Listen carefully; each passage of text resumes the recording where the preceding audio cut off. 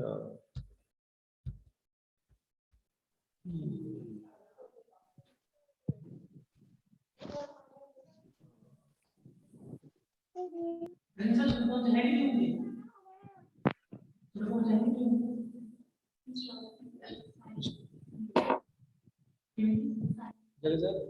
ये स्क्रीन ही हो जाती ब्लैक जी। बेटा आपके सामने स्क्रीन शो हो रही है, मुझे ये बताओ आप पहले। Sir yes. ओके, तो इसी को मैं हाइड करता हूँ और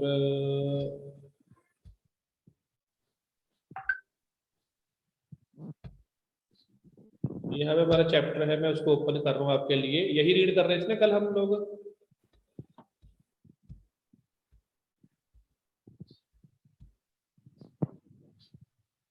ठीक है बेटा। Sir yes. कहाँ से था वो, भूल गया सर मैं। अभी शो नहीं हुआ सर। शो नहीं हुआ? No sir.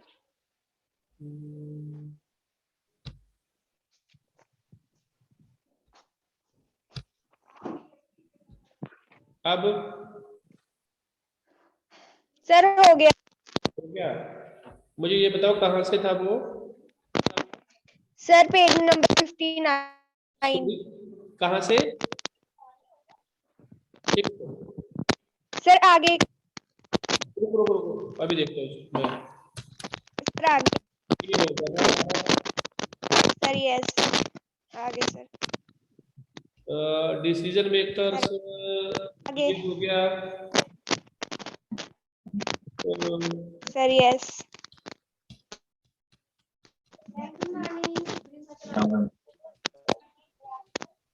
सर आगे ये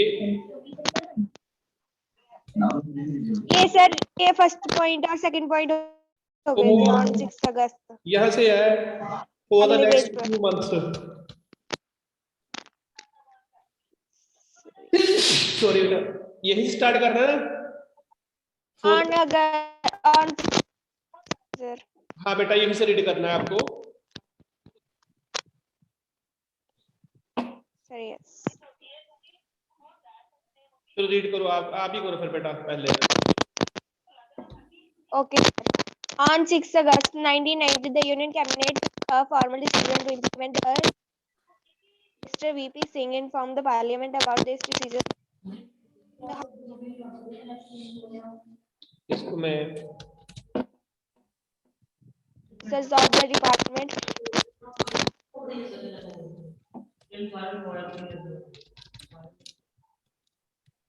Signed the order on the हाँ 3190 was born on 13 August 1990. For the next few months, this was the most hotly debated issue on the country. Newspaper and magazines were full of different views and opinions on this issue. It led to widespread protest and counter protests, some of which were violent. People reacted strongly because this decision affected thousands of job opportunities. Some felt that existence of inequalities among people of different castes in India necessitated job reservations. They felt this would give a fair opportunity to those communities who so far had not adequately been represented in government employment. Others felt that this was unfair as it would deny equality of opportunity to those who did not belong to backward communities. They would be denied jobs even though they could be more qualified.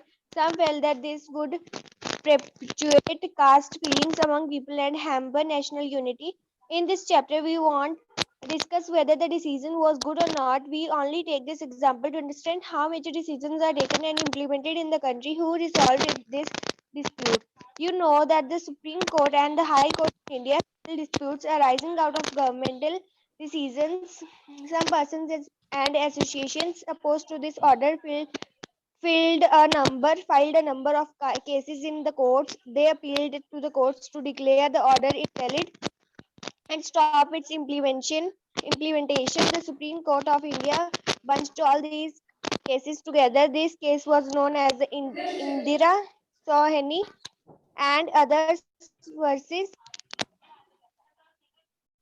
7 judges of the Supreme Court heard arguments of both sides, but the Supreme Court judges in 92 order of the Government of India was valid. At the Supreme Court asked the government to modify its original policy that 12 persons among the backward be excluded from getting the benefit of reservation. Accordingly, the department issued another office memorandum on 8 September 1993. The dispute thus came to an end, and this policy has been followed since then. अब आप रुको, मैं read करता हूँ बेटा इसको। Okay sir. For next few months, अब हमने कल भी रीड किया था इसके बारे में कि एक नोटिफिकेशन निकाला था जिसको सर्कुलर भी कह लो आप, जो एक जॉइंट सेक्रेटरी था किसी डिपार्टमेंट का, पेंशन एक बैकवर्ड क्लास कुछ ऐसा पेंशन डिपार्टमेंट था, जहां से वो नोटिफिकेशन निकला था कि जो 27% जो सीट्स हैं, वैकेंसीज हैं, वो रिजर्व कर दी गई है। किनके लिए वो रिजर्व कर दी गई है? उन लोगों के लिए जो बैकवर्ड क्लास को बिलोंग करते हैं, जो पढ़े लिखे लोग थे लेकिन वो बैकवर्ड क्लास को बिलोंग करते थे, उनके लिए वो जो सीट्स थी वो रिजर्व कर दी गई थी। ठीक है जी।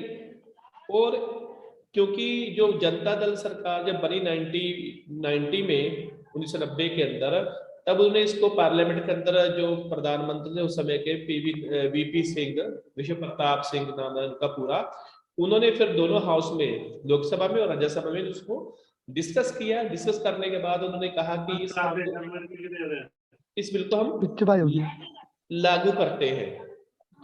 और ये मंडल कमीशन पहले बना, मंडल कमीशन की जो रिपोर्ट थी उसी के बिहाफ पे इस बिल को लागू किया गया। और सरकार ने क्या किया जी, लोगों को ये राइट दिया कि वो जो बैकवर्ड क्लासेस के हैं वो जॉब के लिए अप्लाई कर सकते हैं, उनकी सीट्स रिजर्व रहेंगी, उनकी सीट में कोई भी दूसरा पर्सन आगे जाकर कोई अप्लाई नहीं कर पाएगा।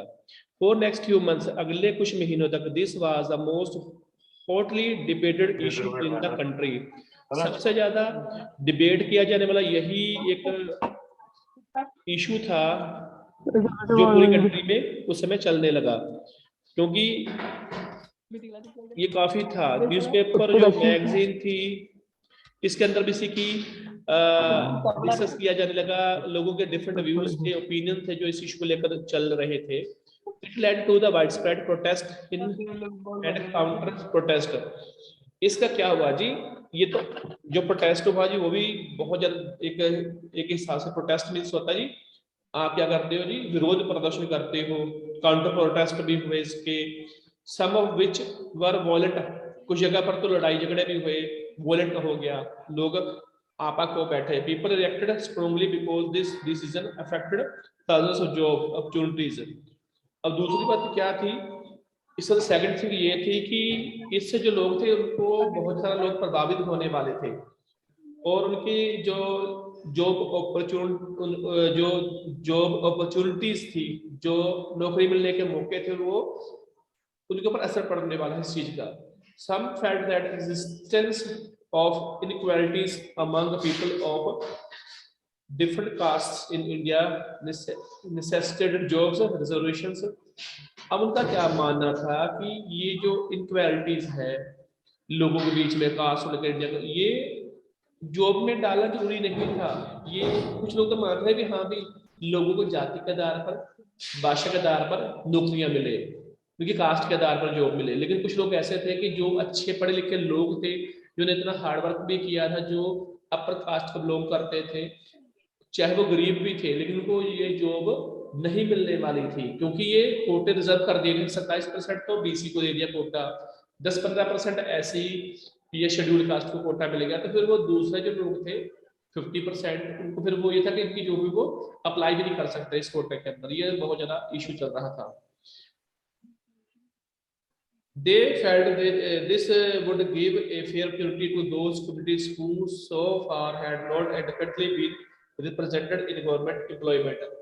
कुछ लोगों का ये भी मानना था कि इससे लोगों को क्या मिलेगा, मौका मिलेगा ऐसे लोगों को जो दबी पिछड़ी जातियां थी, कि वो भी सरकार की जो जॉब्स निकलती हैं उसके अंदर अप्लाई कर सके और अपने घर का गुजारा कर पाए। तो ये एक बेनिफिशियल था लोगों के लिए, लोगों का मानना था। कुछ लोग इसके विरोध में थे, कुछ इसके फेवर में थे। Others felt that this was unfair as it would deny equality of opportunity to those who did not belong to backward communities. कुछ लोग ऐसे थे, वही बात है कि कुछ लोग ऐसे थे जो बिल्कुल भी इससे सहमत नहीं थे, उनको लगता ये अनफेयर था कि सभी को जो इक्वालिटी का मौका मिलता है, उनको अपॉर्चुनिटी का मौका मिलता है, वो उनको नहीं मिल पाएगा जो बैकवर्ड क्लास को या कम्युनिटी को बिलोंग नहीं करते थे. They would be dented jobs even though they could be more qualified.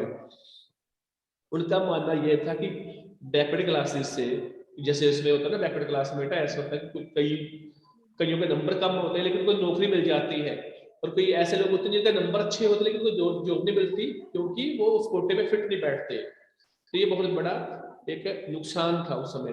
अब भी है वैसे, जो क्वालिफाइड लोग थे वो जॉब से रह जाएंगे. Some felt that this would perpetuate caste feelings among people and hamper national unity. कुछ लोगों का मानना था कि इंडिया के अंदर इतनी जातिवाद फैल चुका है कि लोग जो हमारी नेशनल हम बोलते हैं अभी राष्ट्रीय एकता है उसको खतरा बन जाएगा इससे. क्लास चलो. In this chapter we won't discuss whether the decision was good or not. हम इस चैप्टर में ये बात करेंगे कि ये डिसीजन अच्छा था या फिर बुरा था, हम इसके बारे में बात नहीं करेंगे. एवरीबॉडी मैसेज भेजिए तेरे ਇਹ ਡਾਇਰੈਕਟ ਮੈਸੇਜ ਆਉਂਦਾ ਇਹ ਵੀ ਕਿਸੇ ਹੋਰ ਨੂੰ ਦੇਣਾ. ਉਹ ਕਿੰਨਾ ਸਾਰਿਆਂ ਨੂੰ ਮੈਸੇਜ ਭੇਜੀ ਦੀ ਆ. ਕਿਰਨਾ ठीक हो गया. वाह स्कूल वाली भी हो गई था. बेटा किसी घर में बेटा देखो आवाज आ रही है, प्लीज आप वहां से खड़े हो जाओ क्योंकि किसी घर में डिस्कस हो रही है इस चीज के ऊपर, वो अच्छा नहीं लगता हमें भी. तो जिस बच्चे के घर से आवाज आ रही है प्लीज या तो उनको बोलो भी मना करो या फिर आप कहीं पर वो शिफ्ट हो जाओ. We only take this example of to understand how major decisions are taken and implemented in the country.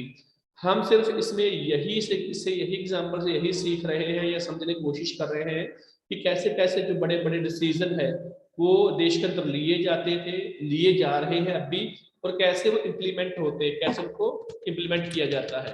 अब देखते हैं आगे.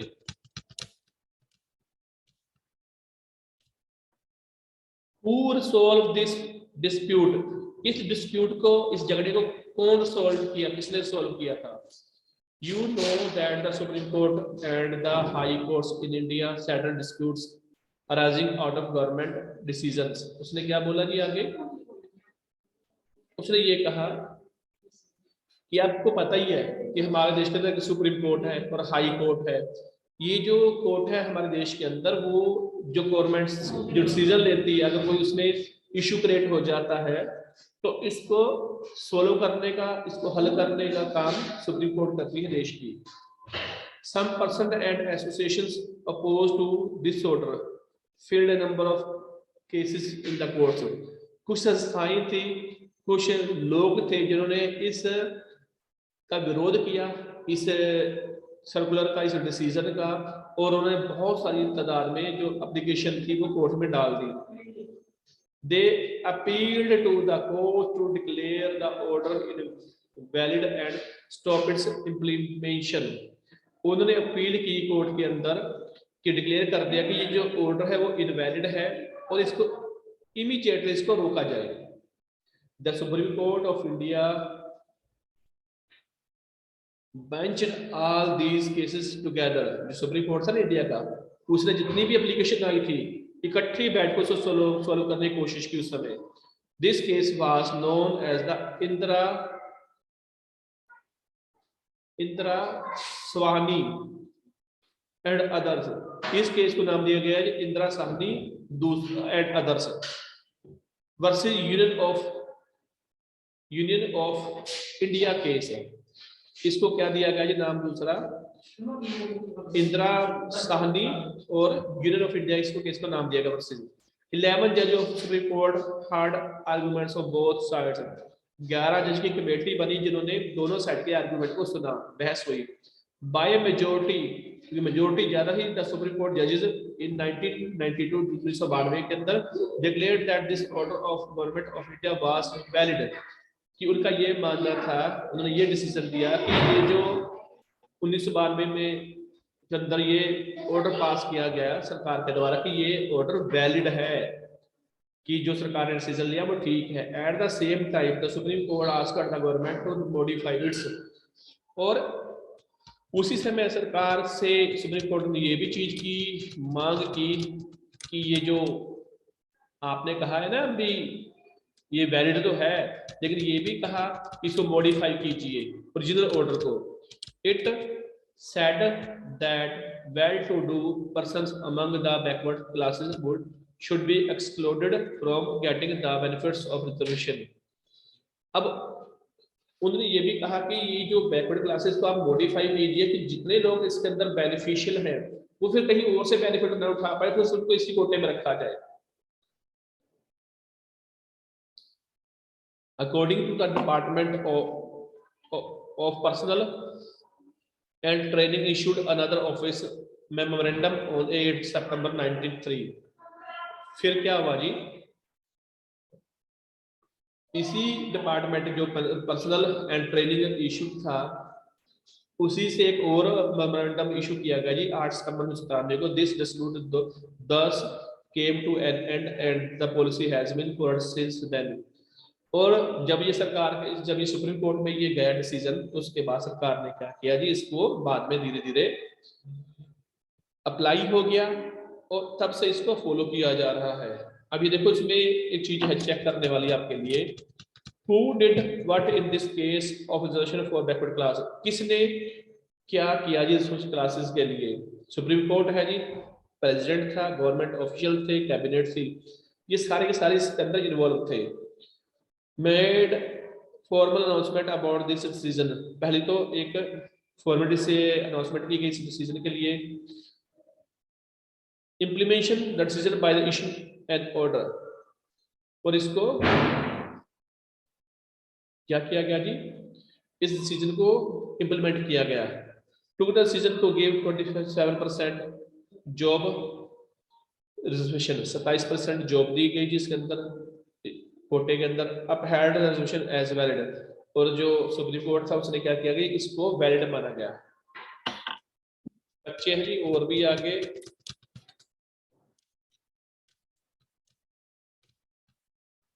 ये है नीड फॉर पॉलिटिकल इंस्टीट्यूशंस, इसको कौन पढ़ेगा, नितिन आया याद? ये बेटा जिसने आईफोन लिखा हुआ है, मैंने कल भी कहा था आईफोन 8 लिखा हुआ है, इसी के ऊपर अपना नाम लिखो और अपना सेक्शन लिखो और आईडी लिखो। देखो तभी अटेंडेंस लगेगी आपकी, वैसे अटेंडेंस नहीं लग पाएगी आपकी किसी की भी।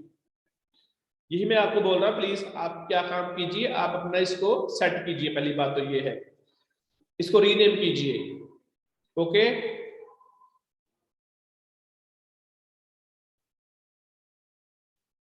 अब बच्चे आपको पता है कि एक नाम के 3-3 4-4 बच्चे होते हैं क्लास के अंदर, तो हमें कौन सा पता किसकी अटेंडेंस लगाएंगे हम, तो ये जरूर कीजिए यहाँ पर। कौन पढ़ेगा इसको?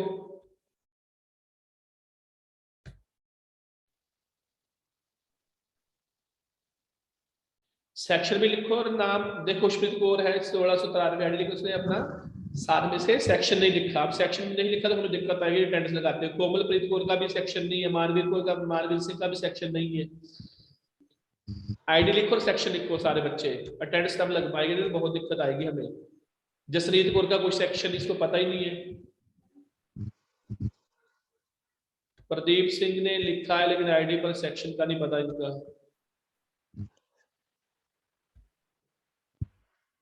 कोमलप्रीत कौर, नायद जैस्मिन बेटा इसको रीड करो चैप्टर को आप आगे। Okay, sir. हाँ, Need for political institutions. We have seen one example of how the government works. Governing a country involves various such activities. For example, the government is responsible for ensuring security to the citizens and providing facilities for education and health to all. It collects taxes and spends the money thus raised on administration, defense, and development programs. It formulates welfare schemes. Some person have to take decisions on how to go about these activities. Implement decisions. If agrees on decisions or their in their emissions, they want to determine what is wrong. It's important that everyone know who is responsible. It is also important that the activities keep even if the person in positions change.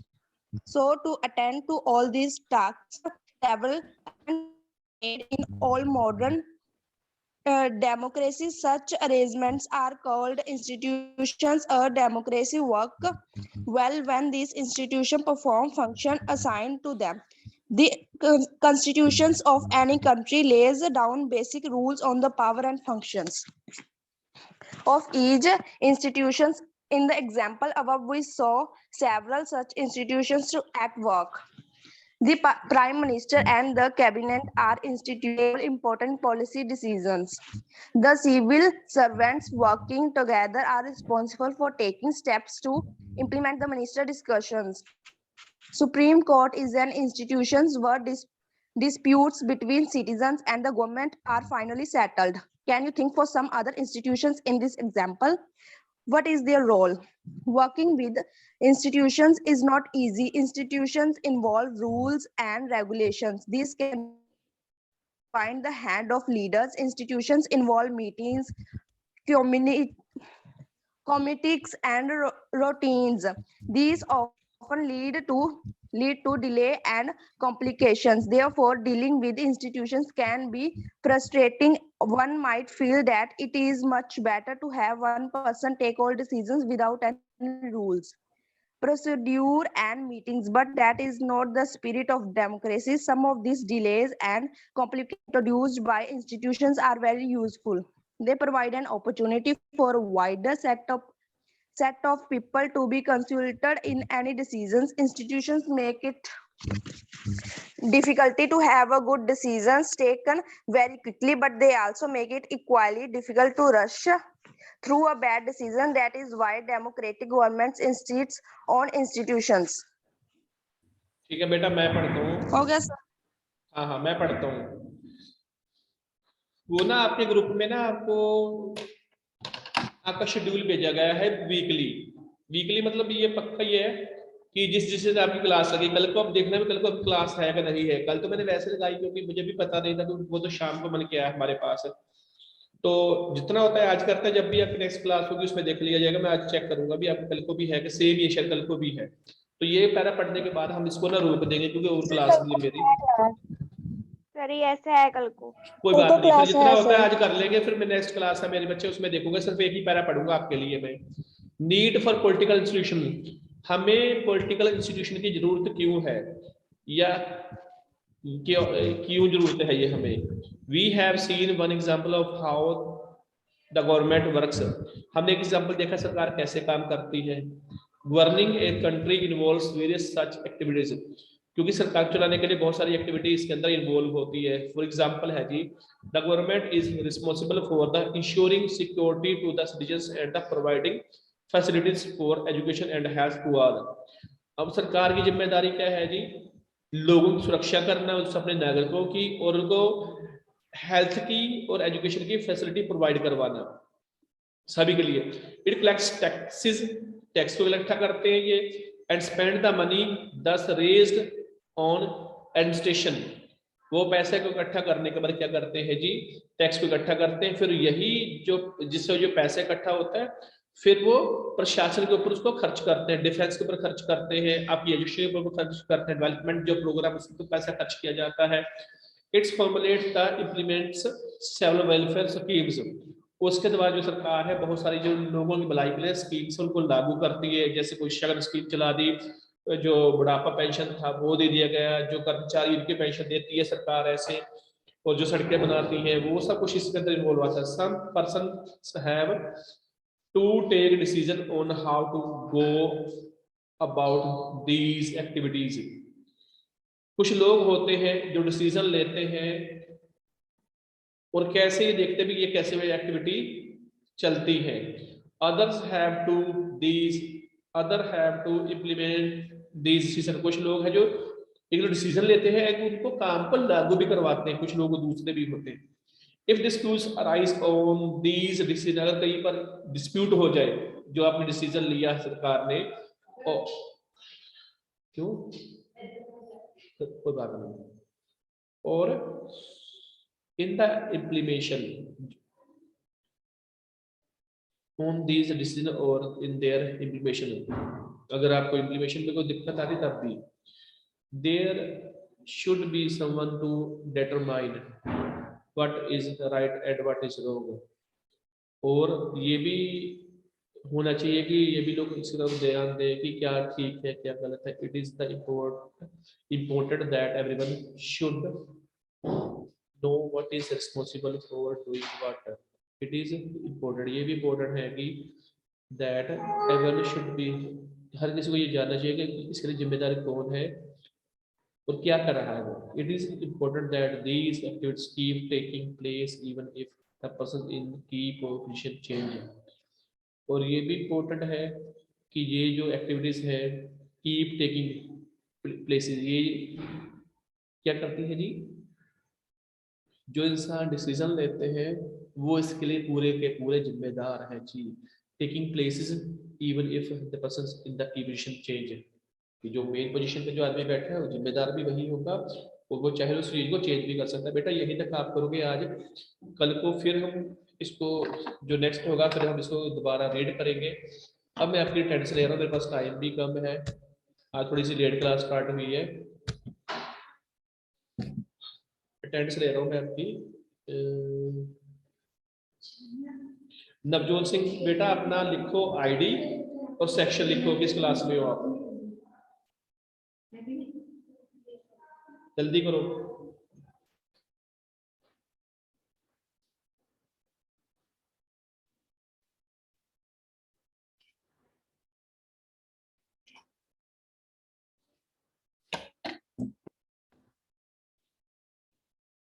और आप क्या काम करोगे, ये तो हो गया आपका। अब मैं आपके साथ जो